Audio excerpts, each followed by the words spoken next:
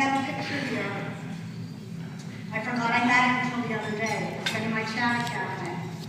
It's a picture of Deacon Frank christening my son Patrick on October 1st, 2000, as Brian holds Patrick.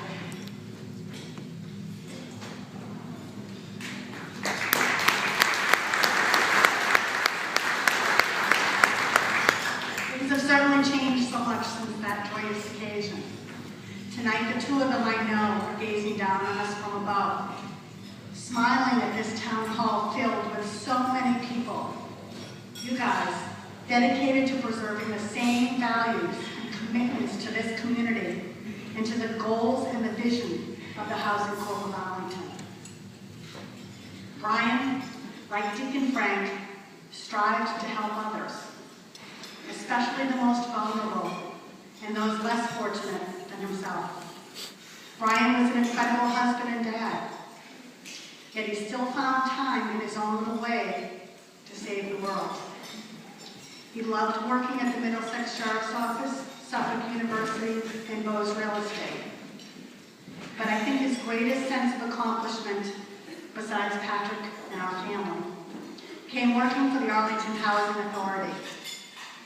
There, Brian strived to make a difference for so many people, whether it was helping someone with emergency housing, finding ways to make residents feel safer and more secure in their homes, or just listening for a few minutes to a lonely individual.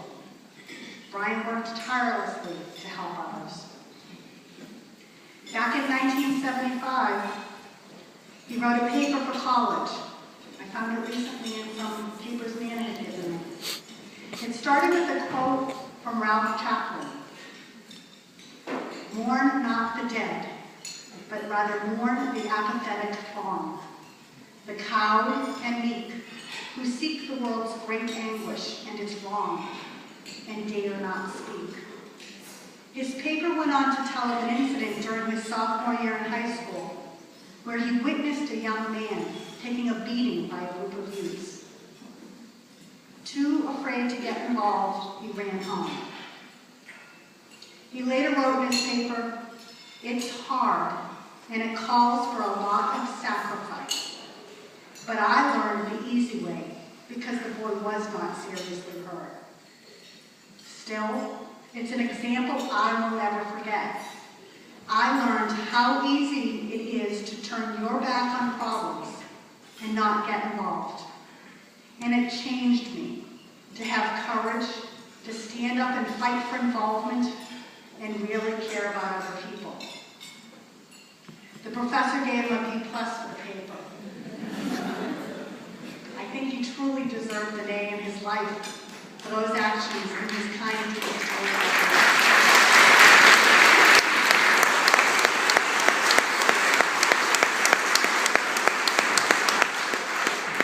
We all should strive to be involved and to make a difference, like Brian and Deacon Frank did during their short lives on this planet. Brian's not here, but I know he's watching from above. And I want to thank you for recognizing him in this very special way. God bless.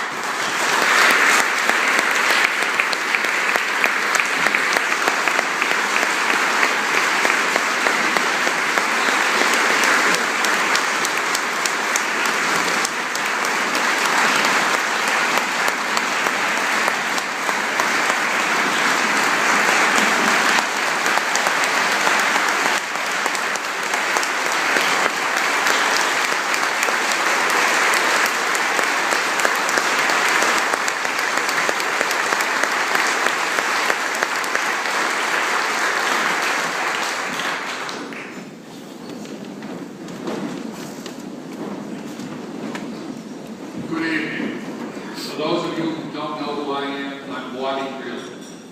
Contrary to what many of you know, Kevin is not my oldest brother. I am the oldest of the four Greeley boys. Brother John has had to tie Kevin down to the chair tonight because Kevin thinks this is a fundraiser for a selectmen's race.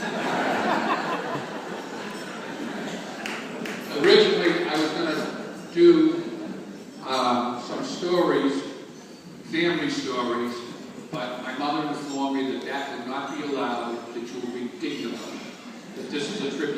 brother. So having said that,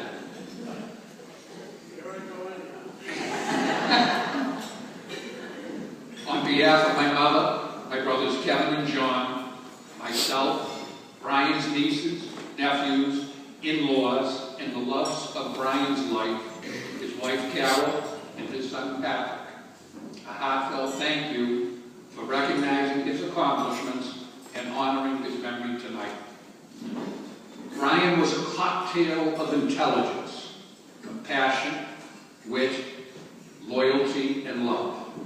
He was a good husband, father, brother, uncle, friend, citizen, and most of all, a very kind and caring person. It has been said that few of us can bend history, but that all of us can change our little corner of the world. Brian not only helped change Arlington, he permanently improved it and left this world a better place than he found it. When I think of Brian's service to the town, I am reminded of the words that Jack Kennedy spoke to the Massachusetts legislature in 1960 before his inauguration as president. Speaking about the honor of public service, Jack Kennedy said, "To whom much is given, much is required." And when at some future date, the High Court of History sits in judgment on each of us, recording whether in our brief span of service we fulfilled our responsibilities to the state. Our success or failure in whatever office we hold will be measured by the answers to the following four questions. First, were we truly men of courage? Second, were we truly men of judgment? Third, were we truly men of integrity? And finally, were we truly men of dedication? In Brian's case, the answer to all four questions is a resounding yes. Brian tried to take the lead in everything he did, not out of stubbornness, but out of the strength and courage of his convictions. He gave to his family, friends, and his town, not for glory, but for the betterment of all. And so I ask you all, how can you replace a good son, a faithful husband, a loving father, a devoted brother, a caring uncle, and a friend? And the answer is, we can't. But we can celebrate his life. We can honor his memory. We can learn from his dignity. We can learn from his generosity. And we can certainly learn from his example. Ted Kennedy, at Bobby Kennedy's funeral in 1968 at St. Patrick's Cathedral, stated, "My brother need not be idealized or enlarged in death beyond what he was in life, but to be remembered simply as a good and decent man." And so tonight, on behalf of all of Brian's family, please always remember Brian simply as a good and decent man. Thank you.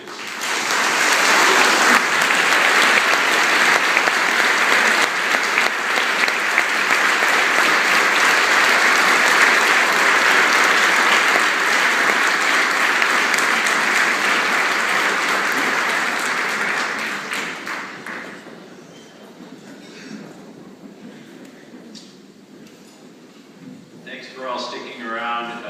Ray's going to come on stage and he's going to run the live auction. You have